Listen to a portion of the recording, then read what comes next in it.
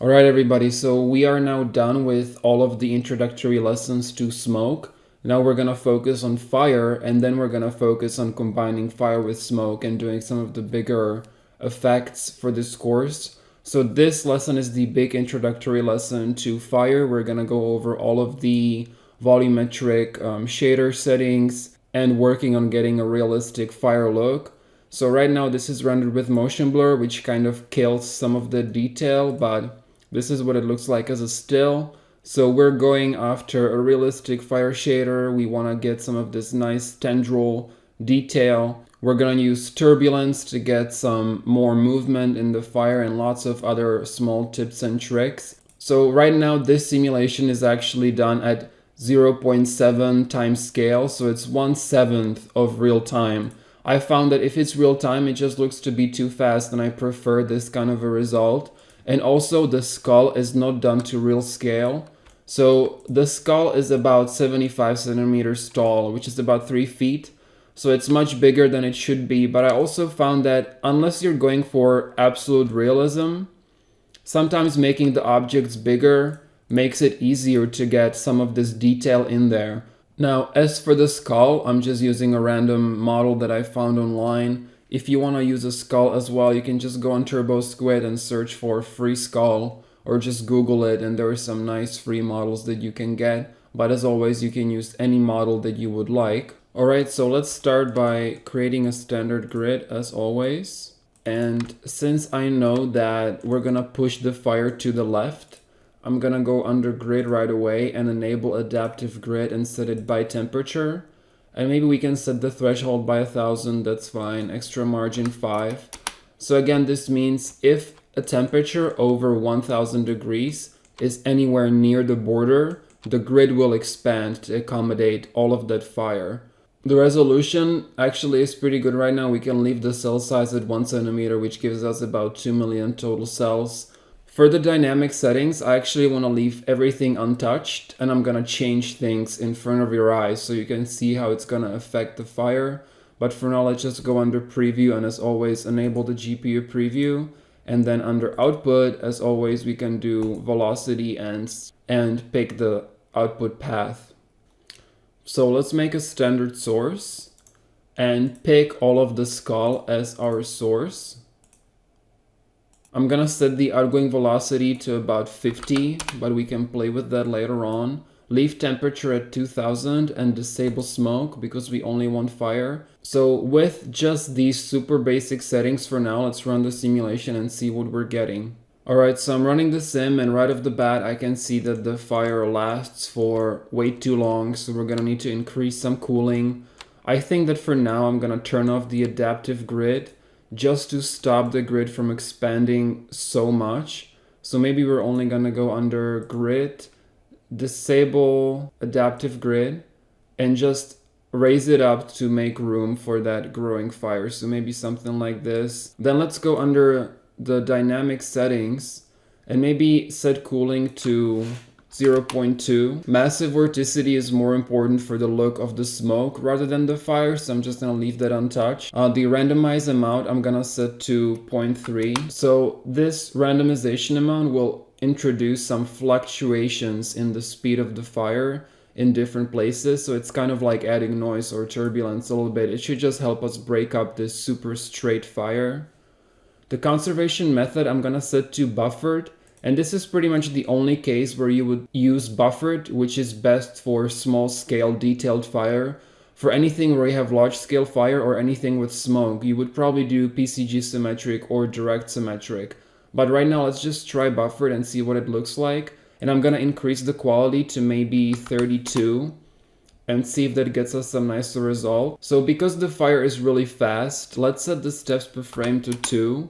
But just so that it's not taking too long, let's decrease the resolution even more to make sure that we can get some visual feedback fast. So I'm gonna do maybe just 1 million total cells for now, just so that it's really fast. So with these changes in place, let me run the simulation again. Alright, so we're getting a much nicer result already. You can see that the cooling is basically killing the fire off much sooner, so we're not getting that super tall fire. I can tell that the fluctuations using this randomization amount is giving us some nice sort of separate plumes, giving us a much nicer fire look. I think that changing the conservation to buffered definitely improved the simulation, as well as raising the quality and raising the steps per frame. So now, basically, if I were to play this in real time, it's possible that it might be too fast. That's what I usually find to be the case. I'm gonna decrease the time scale to 0.8 just to slow down the simulation a bit. So in my example, the fire is pushed to the left, and I always like to do something like this just to make it look like maybe there's wind and make it look a bit more realistic. I feel like this is better than just having the fire sort of burn straight up. So I would like to add a plane force, and you can rotate that 90 degrees, maybe actually not 90, I would do something like maybe 60, because we kind of want it to be going up to the left. And let's set the strength to 1000 centimeters. And let me run the simulation, see what kind of difference that'll do. All right, so I'm running the simulation. I feel like it's still going up too much. So I'm gonna rotate this plane force basically all the way to be perpendicular, 90 degrees, and push the fire to the left. I also had to enable the adaptive grid once again, just to accommodate the rising fire. Now, I feel like we're getting maybe a bit too much fire, so I'm gonna reduce the outgoing velocity to maybe 40 centimeters for now. And I'm gonna go back into the dynamic settings. Let's increase the cooling to maybe 0.3, just to have that fire die off sooner. And now the only real issue that we're still facing is that the fire is too uniform. It's basically like this line, and there's not enough detail. So the best thing you can do at this point is just break it up with turbulence. So I'm gonna go back under helpers and create a PHX turbulence. And I'm gonna give it maybe a strength of 400 with a 15 centimeter size. So this is something that you can think about visually. You know, we know that the skull is about 70 centimeters tall. So 15 centimeters is just this little maybe piece. So basically the size of it will be the size of the turbulent braking that's gonna occur to the fire. So it's something you can think about and play with these numbers. I'm gonna reset the simulation, run it one more time, and see what kind of results we're gonna get. So we're getting something much nicer. Remember, we still haven't even touched the volumetric shader for the fire. So really, I'm just concerned with the direction, the size of the fire, and the overall look. We're gonna fix this sort of shading of the hot glow and the fall off of the flames. So I'm gonna go back under the fire source, and let's introduce some noise to break this up even more. So I'm gonna set the noise all the way to 1 and see what kind of effect that'll have on our fire here. And one more thing I wanna mention is, now that we can see that all of the action is happening on the left, there's actually no reason to be simulating this empty space on the right. So what I'm gonna do is just delete the cache using this trash can and go back to frame 0 and move the grid to the left to eliminate this empty space. And then you can just sort of shrink the grid and just move it back in place. And maybe we can lower the Z as well, because the adaptive grid is enabled. So I'm gonna let the adaptive grid do its job and just expand the grid as it needs to. But in the beginning, there's no reason to be simulating all of this emptiness. So maybe something like this. So we are inching toward a nice result. I think this looks better than where we were. And let's go into the volumetric settings and start tweaking the look of how this fire looks. Alright, so under the volumetric settings, we are rendering the fire based on temperature, which means that the hottest temperature is the brightest, and then it falls off depending on these colors. So basically the lowest temperatures, 500 Kelvin is the dark red, and the hottest temperature is this bright yellow. So basically the range of what you're actually seeing in the scene is defined by this blue area.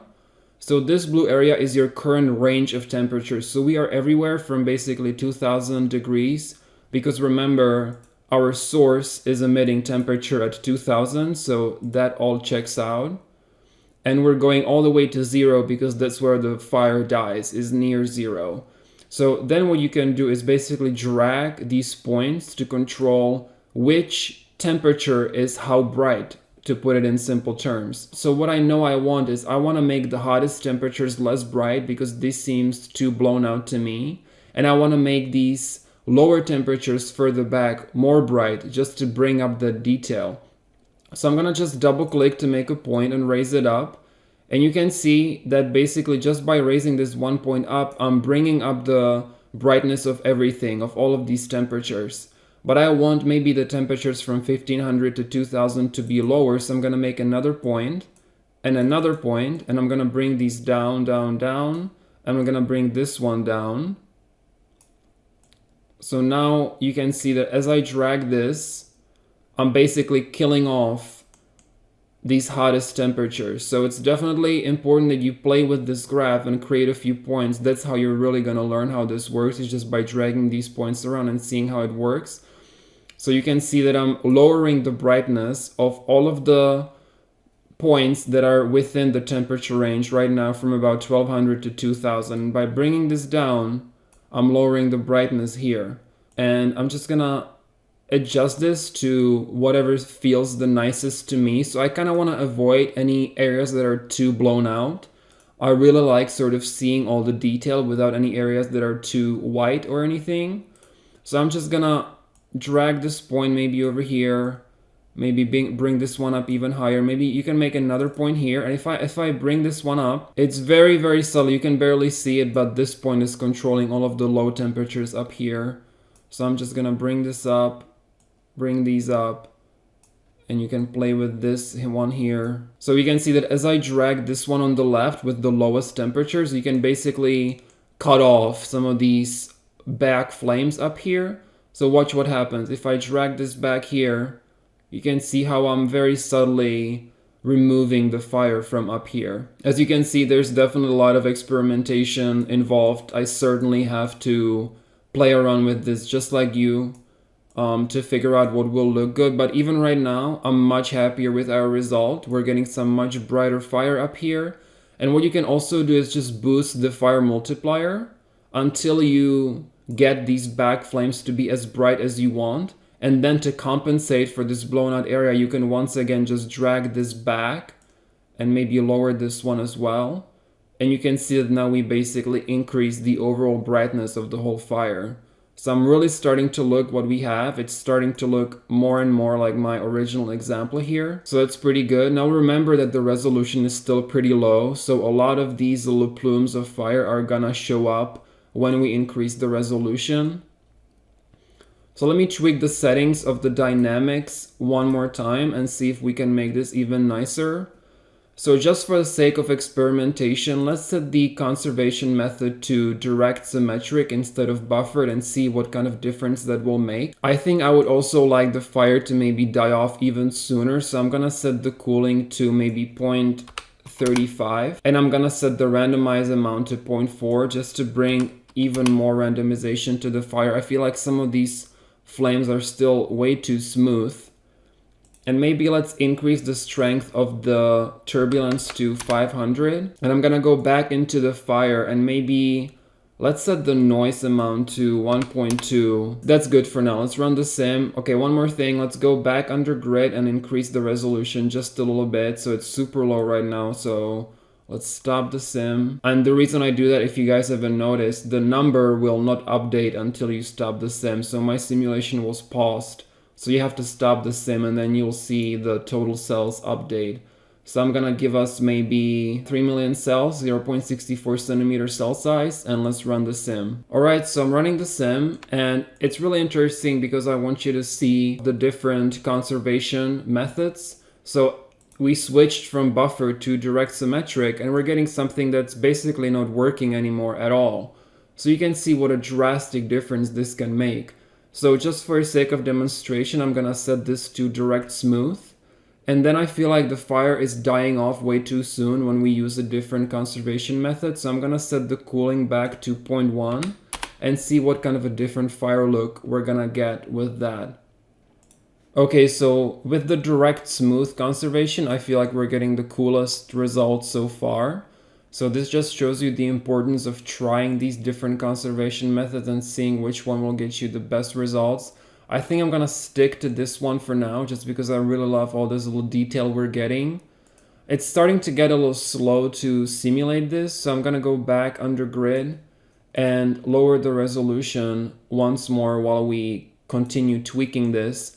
Now I think that I'm still getting a bit too much fire now that I changed the conservation, so I'm gonna reduce the outgoing velocity to 30 and maybe set the noise back to 1, just so that it's not too crazy. And remember, you can not only change the brightness, but you can change the color of the fire depending on the temperature of where it's currently at.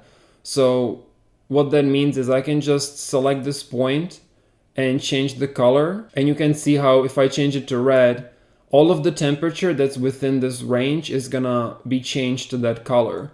So let me just maybe switch that to like a darker orange, and then you can make another point over here and maybe make it even darker. You really just need to play around with this until you make sort of a nice shader that you like. So maybe I'm gonna make this like a lighter orange and see what kind of a difference that will make. Okay, so this temperature has the greatest impact on the overall look. So I don't want it to be too red. And you can see even just the tiniest changes to the color can completely change the look of the fire. So you really want to be careful about sort of not messing this up. And this is a good place to look at reference. If you're following reference, any kind of a real fire footage, you can sample the color straight from the footage and just apply it to your gradient. But I'm just gonna do something like this maybe, and then add another one. And maybe this one can be more yellowish where the fire is, something like this. And maybe I can add like a darker one in here. See, okay, that doesn't really make a difference. You see, so you just have to play with that. I'm gonna expand this so I have more room to play with these colors. And you can sort of just drag it and see what kind of difference that will make. So moving this darker color closer to the hottest temperatures will make them darker as expected. So really it makes complete sense. I really hope that you guys understand how this grid works. It's super simple. It's really the most fun part for me is playing with this gradient and trying to get the fire to look really nice. So I kind of want the edges to be kind of reddish, and maybe the beginning of the fire can be more yellowish. So I'm gonna make another one in here and maybe make it more yellow like this. At this point, what you can do is just run a test render. So in my V-Ray settings, just make sure that V-Ray is set as your renderer. I would do bucket, minimum subdivs 1, maximum subdivs 2, and you can do just something like 1000 for light cache, 720 for the resolution, and let's just run a test render. So this is the render right now. It's not too bad. I think maybe it's a bit too red. And I kind of want to make the fire not last as long. I feel like some of these flames up here would be gone in real life. So I'm going to go back under dynamics and maybe increase the cooling again to 0.2. And then what I would do is just maybe select this point that is too red and make sure that we bring it more into the orange territory just to get rid of that redness. So make it more yellowish, orangey. This one I think is the red one. So let's just make sure that it's more orange. And let's run one more render and see what this looks like. Alright, so I would say that I'm really starting to look the way this is looking. I would probably add, obviously a bit more resolution for the final simulation. But before we do that, there are a few more things I want to show you for the rendering settings. Create firelights if it's enabled, which it is by default, just means that the fire will illuminate its surrounding smoke and the surrounding areas. Light power on self really only matters if you have smoke in the scene. So this would control how much light the fire will shine onto the smoke. Now, light power on scene is interesting. This is the actual amount of light that the fire will shine onto surrounding geometry. So I added a few planes into the scene, and this is what it looks like when it's rendered. This is how much light basically the fire is emitting onto its surrounding geometry. So let's increase power on scene to 5. So you can see that basically we're getting a ton more light being emitted onto the scene. Now, one thing I want to point out is just how much nicer the fire looks if it's interacting with its surroundings. I think it looks much better than just having it up against a black background. So it's something to think about as you work on your scenes. Sometimes just adding an object or two for the fire to illuminate will take your scene to a different level. And the light resolution I usually don't touch either, but basically by making these values smaller, so if I were to maybe make this 2%, it should speed up the rendering of the fire, because this controls the amount of lights that is placed onto the fire to basically illuminate the scene. So if you make the light resolution 100%, there would be a small light created for every voxel of the fire, which would take forever to render. So basically by lowering this, you can get faster rendering, but usually I would leave it at 5. This physically based parameter you can play with to get a different look of the fire. However, be aware that lower values will give you more of a cartoonish look, while higher values going up to 1 will give you a result based on real physics. So basically the lower the number, the less physically accurate. But sometimes, especially when we're gonna work on the burning car, I think I end up lowering this just to brighten up the fire in a certain way. But right now it's not giving us anything that looks good, so I'm gonna bring it back up to 1. And the last thing I want to touch on in this lesson is this fire opacity mode. So right now it's set to fully visible. You can also say use smoke opacity, which will use the opacity set by the smoke, but there is no smoke in the scene right now, so we're just getting nothing. Then you can also do use on opacity, and with this mode you get this opacity multiplier, which you can lower down until you get something that you might like. So this mode actually is pretty good for explosions, and in certain cases you can get a pretty nice fire look with something like this.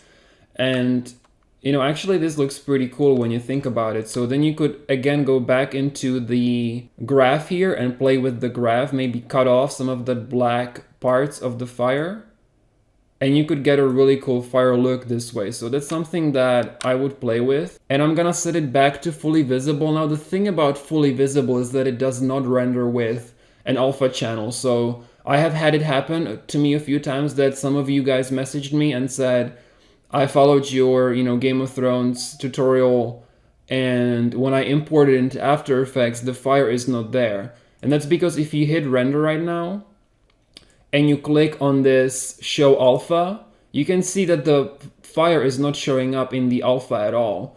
It's showing up in the render, but it doesn't have an alpha channel. Let me just wait for this to finish rendering, and I'm gonna save it and import it into After Effects. Alright, so I saved it as a .exr and imported into After Effects, and you can see that by default, you're not gonna get the fire to show up. So you need to right click, interpret footage, and set it to ignore, because this will basically just ignore the alpha channel completely and just show it to you as if it was a JPEG without transparency. So this is one drawback of that mode, and if you really needed something like this with transparency, you would need to basically render it on a black background and just use the add mode, the add multiplier mode in After Effects to get it to show up on top of your footage the way you would need. So at this point, I really like our result. The only thing, like I said, maybe it lasts a bit too long. So I already increased the cooling to 0.2, so maybe the fire is gonna be shorter. So for my final simulation, I would just raise the resolution as high as I'm comfortable. So maybe 5 million total cells, 0.5 centimeter cell size, run the simulation. And then you can always still tweak the colors of the fire before you render anything out. So I hope that you guys found this lesson helpful. It was a big one. It's gonna get super fun going forward now with the explosions lessons and the Osprey engine fire and all that.